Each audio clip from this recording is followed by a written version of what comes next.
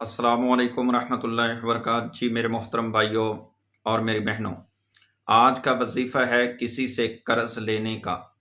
कि जिसने आपसे पैसे, सोना, चांदी कोई भी कर्ज में ले लिया है और वो वापस लौटाने के लिए तैयार ही नहीं है और आप इस बात से परेशान हैं। परेशान होने की ज़रूरत नहीं है। आइए इस वजीफ़े पर अमल करें और ये अल्लाह रब्बुल इज़्ज़त के नाम पढ़ें और देखें कि वो आपका कर्ज किस तरह अदा करता है। वो खुद ब खुद ही आपका कर्ज अदा करने पर मजबूर हो जाएगा इंशाअल्लाह।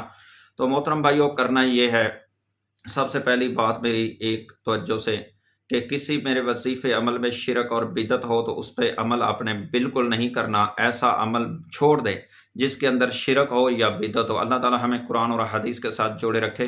तो आइए मोहतरम भाइयों, एक और बात ये है कि ये जो आप वीडियो देख रहे हैं, इसको आप आगे शेयर कर दें और कमेंट भी करें और लाइक भी करें।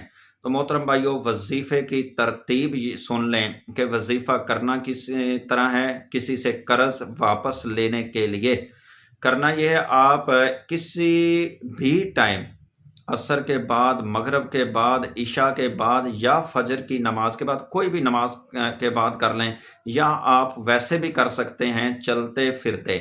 और वजीफ़ा ये है, अमल ये है, या ज़ल जलाली वल इकराम। इसको आपने 313 बार पढ़ना है।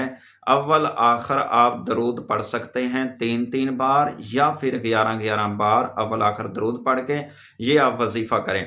करना ये फिर इसके साथ कि जिससे आपने कर्ज लेना है, जिससे आपने पैसे लेने हैं, उसका तसव्वुर करें कि जिस तरह वो अपनी आंखों के सामने है, उसका तसव्वुर करके ये आप 313 बार पढ़ें, या ज़ल जलाली वल इकराम।